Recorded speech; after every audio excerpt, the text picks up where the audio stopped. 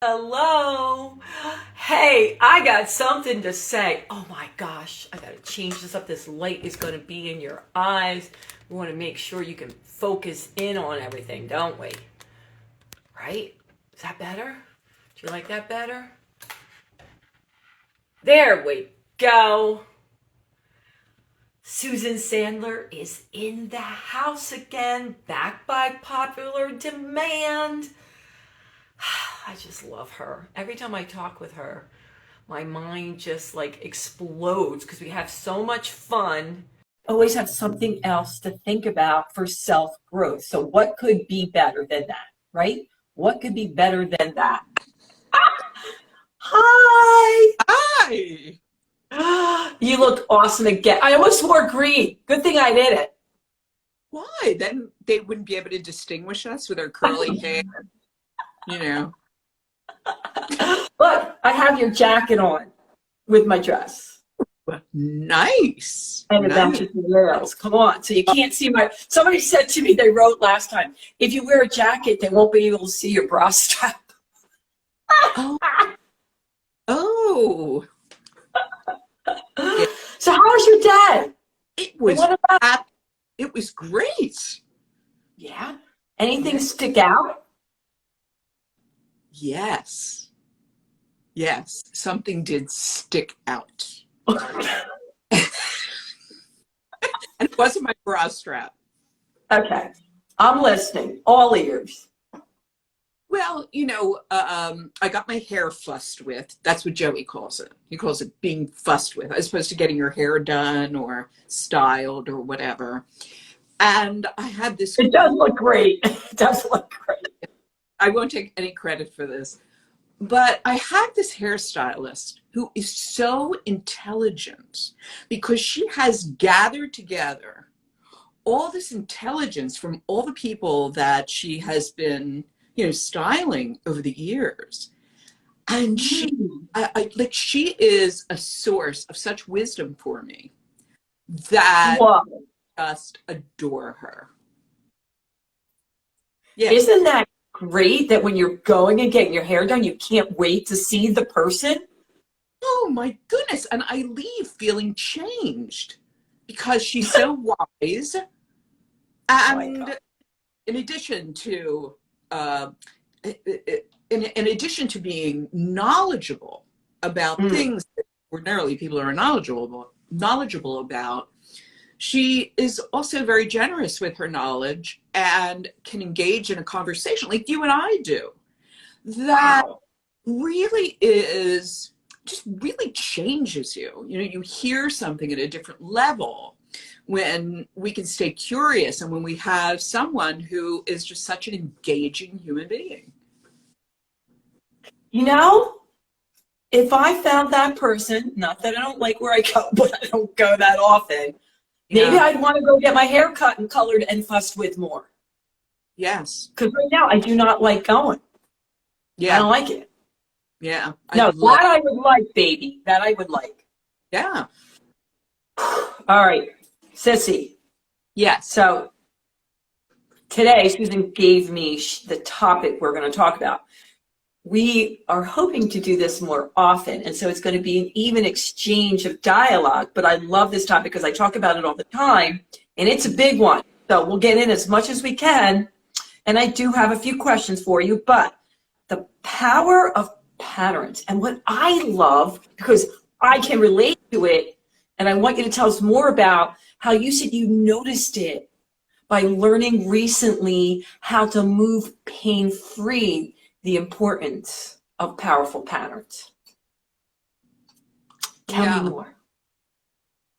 Yeah, so first of all, I should tell the audience who may not know me is that in April, I'm going to be 70 years old. And woo! So I know I don't look my age. That's what they're supposed to say. And if they don't, I get upset. But anyway, so I've had chronic pain and breathing problems, I would say since my 40s. At least that's what I remember. And I was unaware that actually my breathing problems and my physical pain had to do with my alignment. And that and so what I finally did was I found someone who could help me move differently, to learn new patterns of holding my body, walking, moving, etc., as well as coordinating my breathing so that I was operating in an integrated way. And when that happened, I also discovered that my emotional, my what do you call it? My emotional system, my nervous system was, my nervous system wasn't as fragile. Okay. Yeah. And one of the things that happened recently, because this is, I've been practicing this for several years, is that I have my checkup with my doctor. He does like an hour and a half checkup. So, all my, chemistries and stuff. And he was shocked. Conservative doctor, was shocked how my body has really healed. Like, chemistries are excellent. My, how I move, how, etc. And this got me this whole process has got me more curious about our patterns and why they are so difficult to change and what it takes to really change. And I know this is something that you and I have been talking about, and you've studied this. Yeah. Well, it's the same thing. I used fitness as my vehicle to understand people's mindset and why they get stuck in certain patterns and certain ways, and what can you do to reset not only their body and their mind. And Susan, I found it both ways. Sometimes I got in the back door through working with them on mindset stuff, and sometimes it was through the body, but it's all one. People are like, oh, here's the mind, here's the body, here's the spirit. It's all connected. And sometimes we need, one way more than the other, but it all goes together. So even slightly, I used to hear this all the time. Oh my God, you made me think of this. I was just walking and I got injured. I was just sitting there and somehow I fractured my wrist, just bent the wrong way. And they did this one exercise and threw their back out entirely. And it's not that. Unless you have a horrific accident, something really, bad going on, it's the alignment of your body, the patterns that you create slowly over time. You could be doing something out of alignment just a teeny bit, right? And then all of a sudden, you just take the wrong step and everything goes. But it was building up slowly, over time. And then voila, it goes, And so talking about patterns is the same thing. Like, people that just play tennis could get injured more because they're not doing other things to balance out their body. And what you found, let's give shout out to props, Johnny. He's the man. He not only, allowed you to feel better in your body, but just even expand like your whole mindset and the way he released your breath. Everything worked hand in hand. And I even saw the difference in you in the last few years. It's amazing to me. But backing up, one thing that I want to make, a point that I've studied for years about how the mind works and how the body works. For me, I always felt that if you took patterns, little things people could change, my end of it, in just a few minutes every day, something small, not big, not I want to go from here to there, but something little, even if slightly of somebody not moving and they always see success, failure, and get them up and moving just a few minutes every day. Can you move 3 minutes every day, minimum? Or can you do breathing exercises for 1 minute to 3 minutes every day? I think those big problems that we call them, or patterns that don't serve us well, that you will see more lasting change for many of us by doing little things every day to build on. You know, I wonder if that's related to this other concept that I'm learning little by little, that I'm noticing more and more, which is this idea that when we push too hard, like when we try, that kind of try, I'm going to do it, right? Yeah. It can really backfire, because rather than sort of slow and notice, like being on your edge, you'll know the right words for this, but being on your edge when you practice a new habit versus going all in overboard, and then you're exhausted or you hurt yourself or it's just too hard. And what I'm learning is that, because my initial inclination, especially with movement, because I was somebody who was major sport for most of my life, was sitting and biting my nails. I really, I only moved to sit in a chair, you know, until 3. Let's take the calorie count on that, people. I'm serious. Yeah. Go ahead. My inclination when I started practicing these exercises and this, you know, these movements, was really to try harder, to push myself. And when I did that, what I wasn't doing was paying attention to my body, was breathing properly. And so that's when, and like you said, we are all one. We're not pieces and parts. Yeah. So anyway, so I'm learning that more and more, to slow down to speed up. Absolutely. So there's this book, I don't know who wrote it, but years ago, it really had an impact on me, called Power versus Force. And that's what I'm thinking of when you're saying that. When you're powerful and you're doing a movement, it doesn't have to be forced, you know, and you don't have to go through the pain, right? It's the same thing with the mindset. When you go to make drastic changes, your brain goes, whoa, something's wrong, Will Roger, because it wants to go back to the other pattern, right? Your brain, good, bad, or ugly, it likes the way it is, right? It likes the way it is, whether it serves you well or not. This is like, it's safe here, we know this way. But I call it being sneaky. When you're sneaky and you do things slowly, over time, bit by bit, you're like, aha, not today, brain. I always say this to myself.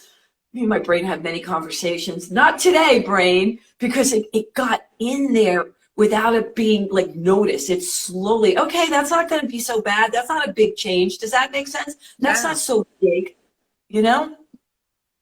Yeah, because the body, well, tell me if I'm right about this. The body wants to do what's easy. In that, at least what I'm learning, is so when you go into this new movement that's unfamiliar, that's new, or unfamiliar is a better word, and you feel like pain or discomfort, the body wants to go back to its old pattern. Yes, really, exactly. Yeah. So what I'm learning is helpful is when I actually am more in touch with the sensations that are coming up, so I can learn from a place of curiosity and panic and danger, and from a place of gentleness with myself. Ooh. And way, I'm more inclined to keep doing this new habit versus either getting injured or it's too much, I can't do it, I'm beating myself up because once again, I dropped the ball on changing my behavior. Yeah. And we not only do it with ourselves, what occurs to me is we do it with other people, trying to push somebody to change, do it my way, or when we're in a conversation with somebody, push, you know, instead of being more ease and flow, as you like to say, just ease and flow.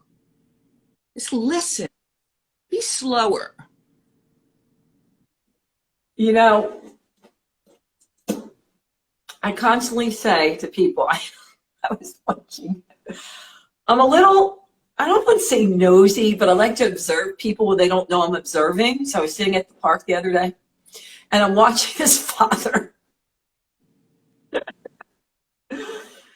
tell his son all the reasons why he should do it this way. You know, he's trying to tell him about dating, and you would have cracked up, and girls, and you got to do it this way and all that. And me and this other woman, she looked at me and she said these words, and I say them all the time. She said, I don't think he's meeting him where he is.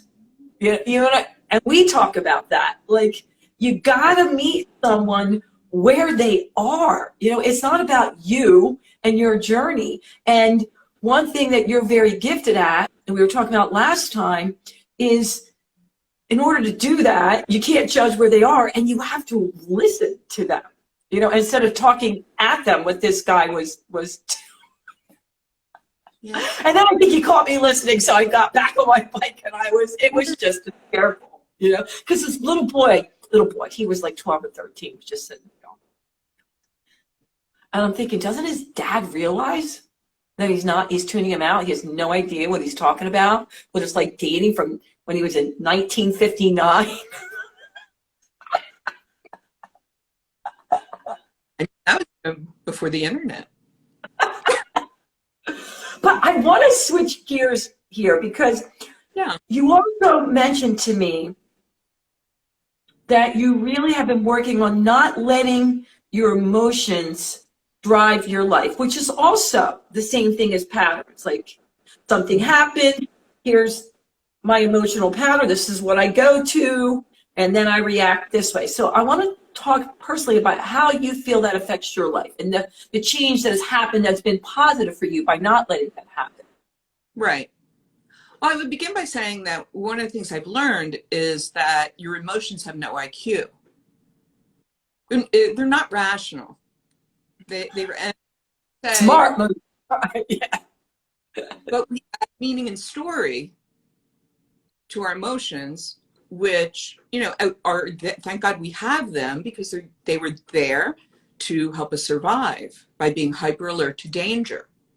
That's one of the reasons that we, you know, our first instinct when we feel something, that it carry us.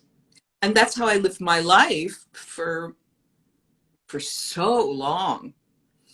And gradually, over time, one of the things, and I think it might have started maybe through meditation. When I first started practicing meditation when I was 59. Oh.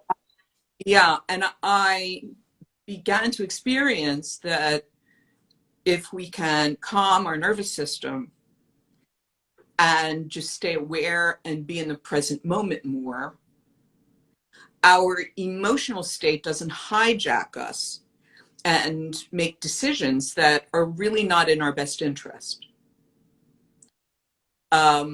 So I learned to calm myself down. And that doesn't mean I don't feel my emotions or or, you know, but I don't let them make my decisions for me. I give, when I feel I'm being emotional, I take a break. If I'm with, you know, if I'm arguing with someone, and I do that like any human being, I can catch myself early, take a breath, and just like calm myself down. Uh, yeah. Yeah. I'm thinking that you know I practice this a lot. Like I do, I really take a step back. I got my breathing things. I meditate. I work. I know it. But the other day I was just going nah, nah, nah, nah, nah, nah, nah, nah. And my son Cole, which I learn a lot from. He goes like this, yo, Mom, I don't know. I'm just thinking you're not coming from the emotional state that you tell your clients you should come from. So maybe you want to go take a bike ride or something. Yes. Oh, he's so wild. I like this. Call me, And Yeah. I said to him later, I go, dude, I'm not perfect. I'm a human. Like I do all this. And so I don't get like that as often. Do you know what I mean? Because I check myself, my emotional state. I do exactly what you say. I take 90 seconds. I feel the anger. I feel if I'm hated. I feel like whatever. I acknowledge it. And I try to say it's okay. I'm human. And most times I don't take action from that. But now and then, sissy, Yeah. and this is going to be bad, and maybe it's naughty of me, it feels good not to stay in check. Yes. Yes. And just go blah, blah, blah, blah, blah, blah, blah, blah, blah, blah, blah, blah. Like, I don't want to be always, is this serving me well? I'm sorry, I don't want to be. I don't want to be. So I guess what throws them off is most times I am like that a lot, so they don't know what to do with me when I'm not. But I don't feel bad afterwards. It feels good. I don't know if that's good or not. I don't care if it's good or not. It's human. I almost cursed. It's hard being human. It really is. Being a dog. Yeah. I was thinking, but it was a sense of humor. You got off on the wrong side of the bed. I don't know what it was, but this is a ridiculous state of being. I mean, it just is hard, and one of the reasons I think it's actually good that you allow yourself this, and you're not angry with yourself for being this way or frustrated. It's because it's humbling. Yeah. And I don't think it's possible. I've been wrong before. I don't think it's possible to really be in the helping professions and really help people at a deeper level if you yourself has not had to deal with pain, discomfort, hard times, pulled yourself up in the bootstraps, and also have times when you're just human. You just let yourself go, and you got fat, whatever. Yeah. Yeah. Well, I'm going to tell you a secret, and you're going to in front of all these people. Okay. Well, I just realized I do this. So if you can't tell, I'm a very emotional person, right? I get excited easily, easily over the littlest things. But that's why I have all these other checks, because I also get emotional easily about things that I'm not upset. I get it out and then I move on, right? I don't hold things in. I'm like, da, da, da, da, and then I'm done. I don't have grudges. I love everyone. I forgive, but I do like to get it out. So guess what I did?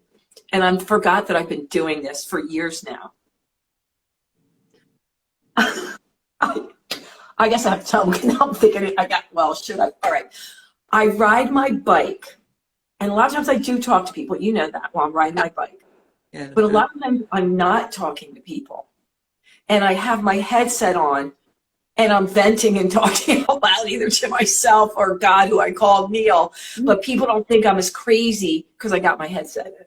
Oh, that's great. I'm going to try that because, I talk. Am I a whack job or what? No, really clever. Look, we need to be very about our calming rituals. I mean, we do. And why not be humorous about it? I'm going to do that. I'm going to buy a pair of headphones. Yeah. And have to have the wires hanging down. You can't have the earbuds. So I got the adapter so that they can see it. And I just have full conversations with myself. And I calm myself down. So when I'm biking, I'm not just biking. I used to not talk out loud, but let me tell you, I'm not even giving the upside of it.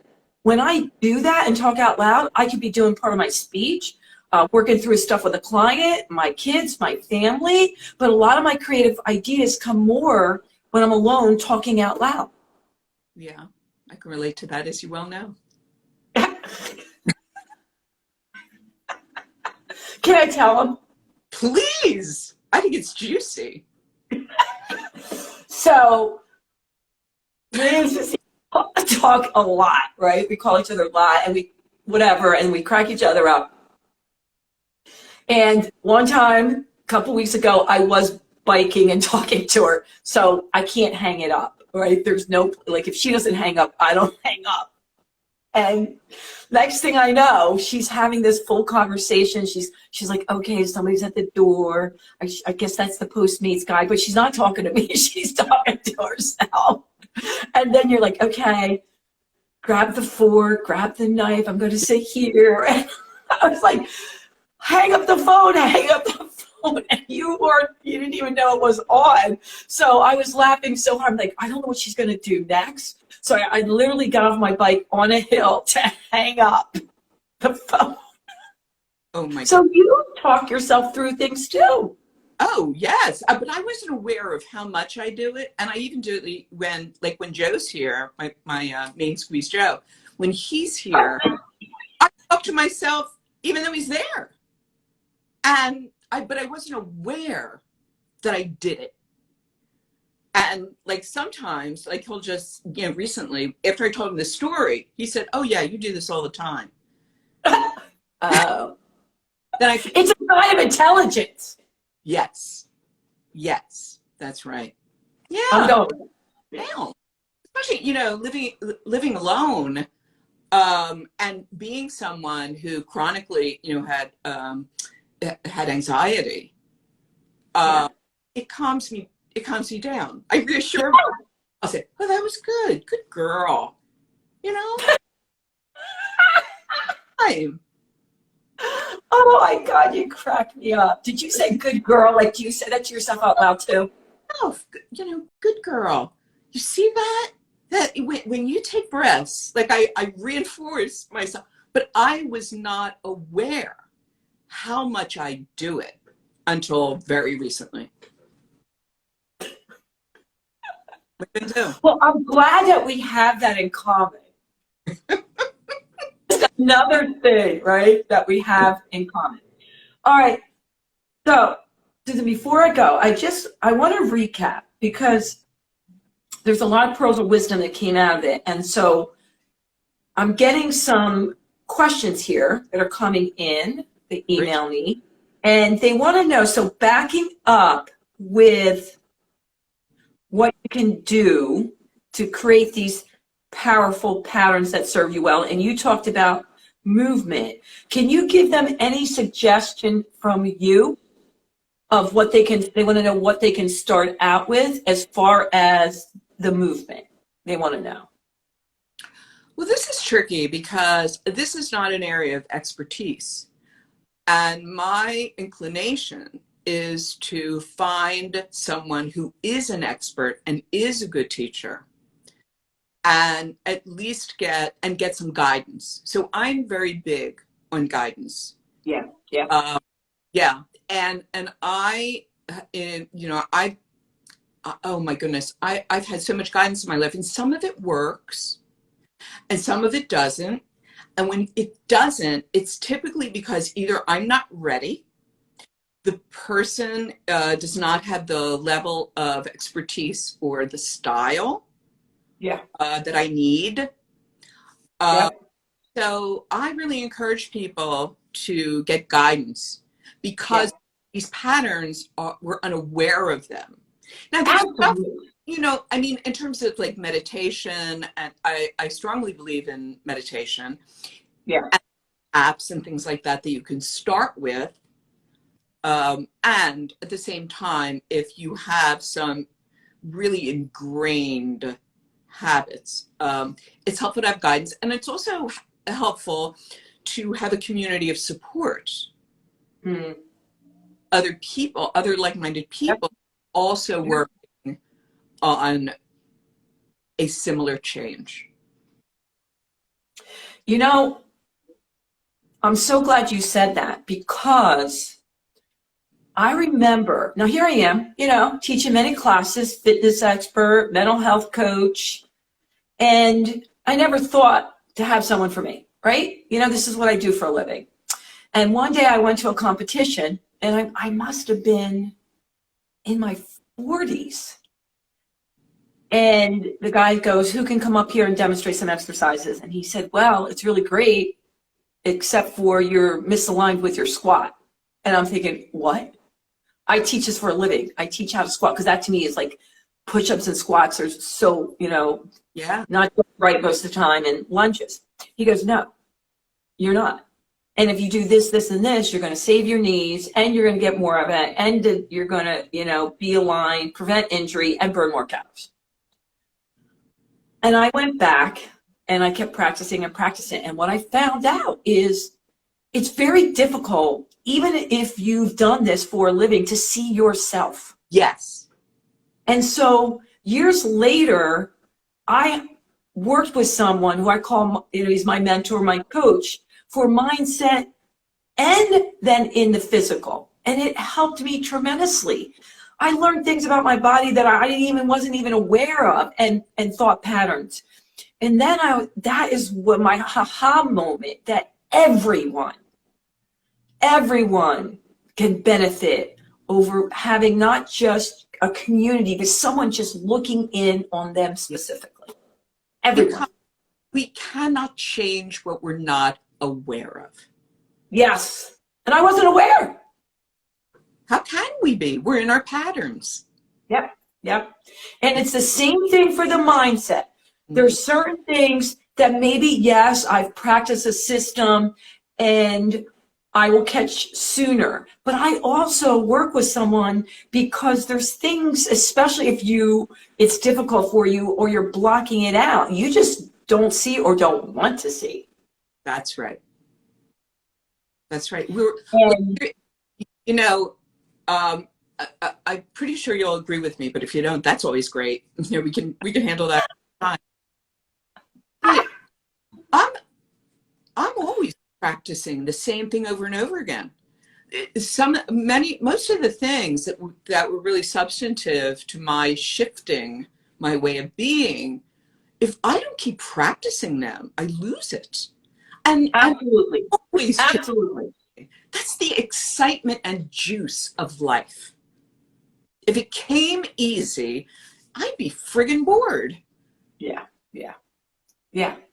you're right. And I always refer to it as, every day when I go to my garden, if I didn't weed a little bit every day, it would be overwhelming, And so little bits every day, I go out and I weed so I can get the new growth coming through.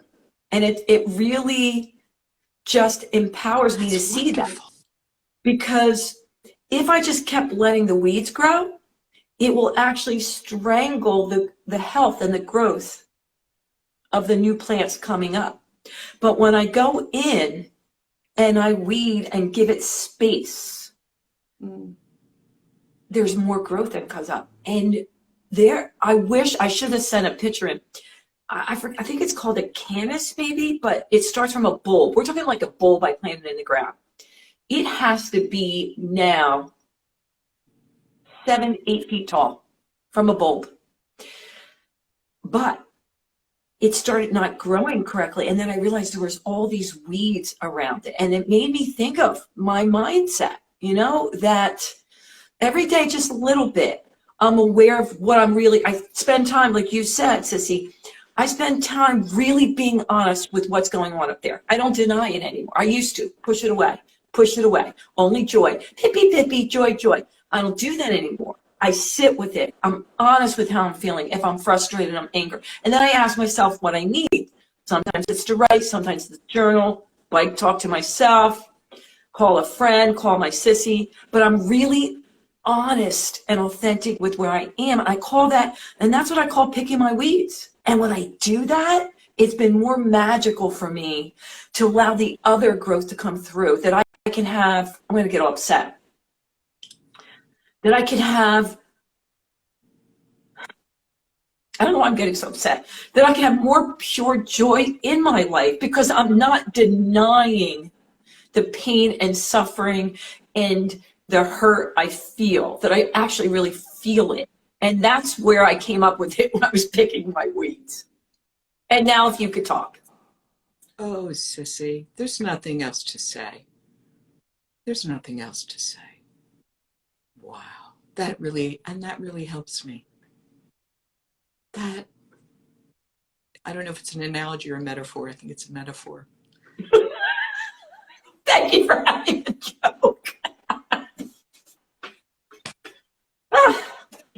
But that was something that, because of my persona or what people expected of me or what I started showing them, it always was joyful. And no one could, even my closest friends, accept when I wasn't always joyful, because that's all they knew. No, that's you. So the pattern, and there is a method to this math, of me resetting that took a long time,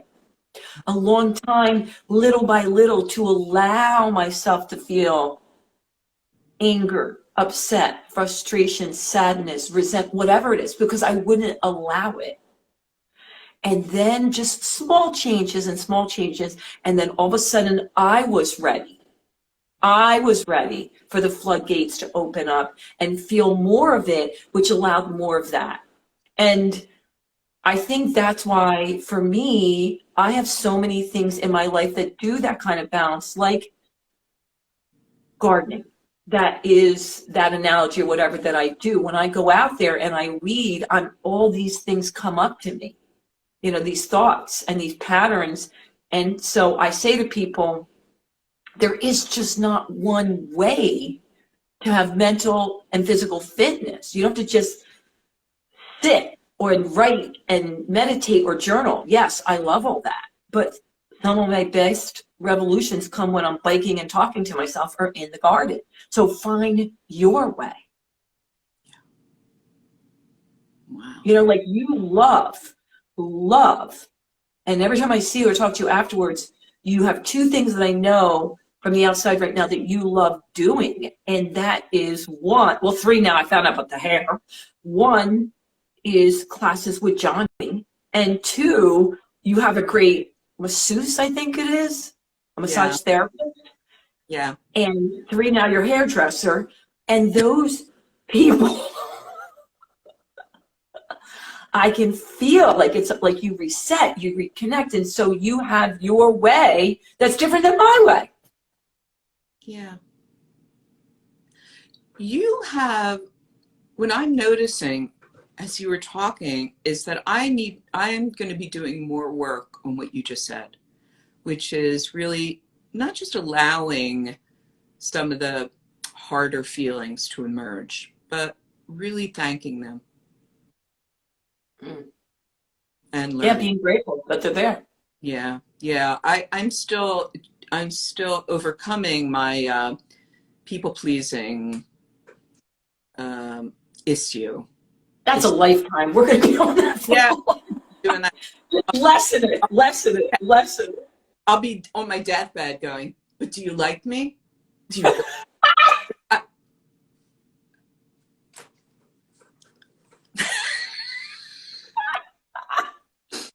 Damn.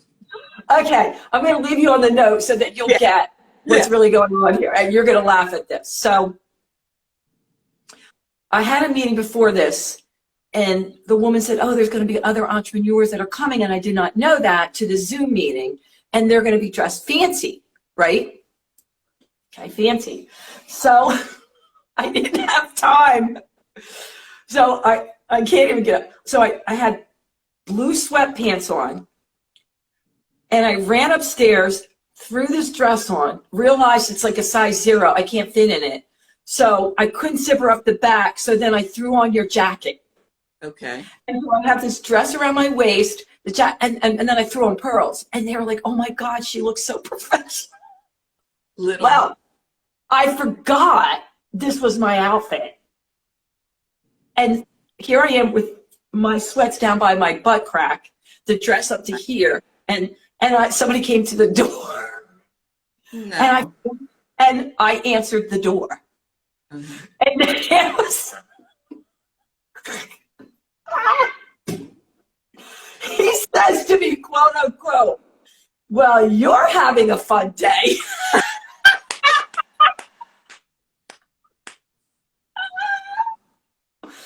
And it was, a big pack. So we had to drop it off. I'm like, I can't pick it up right now. I'll just leave it here. Okay. Anyhow. That's enough of that. There's that. I love you. I love you too, sweetheart. All right. Sissy, is there anything else you want to get out? We went overtime. I think they're going to love it, so I don't care. No. Anything else that we didn't get out that we need to get out? No. I want to be left with that story at the end. The virtual. So when I drag toilet paper on my shoe, I don't feel so. Yeah. Oh my God, it was funny, but I have the dress like propped down. Oh, you can't even see it, so it's good. All right, listen, hey, people, I got something to say. Many blessings to Susan Sandler. Thank you for coming on again. I hope to see you a lot more. Who knows where? I feel as if you embody so much, which is I want to be around. You just embody innately so much peace, love, and joy that everyone that just comes in your aura is going to be blessed. Everyone. You allow others to even be more of who they are. I don't even know if you get that because, I'm pretty laid back, but even just being in your presence, you really do, really to an extreme, shine a light on others to be who they are more. And there's not any other gift that you could give to someone else. Thank you. It just isn't. So, rock on, sissy! I love you, darling. Love you too. Toodles! Ciao.